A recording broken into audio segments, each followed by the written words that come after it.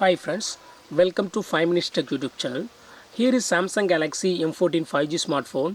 In this video you will learn how to deactivate volume keys from camera functions in my phone Samsung Galaxy M14 5G. Open camera of your phone here, and then if you use volume button it will take photo.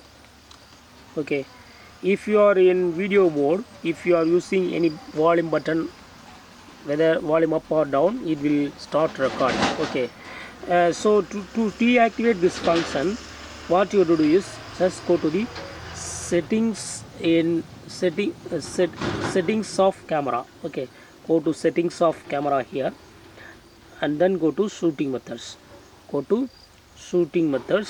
Then here select press volume keys 2. It is already set to take picture or record video. If you are selecting second one, press volume keys to zoom in or out. Okay, for zooming purpose, now it will act.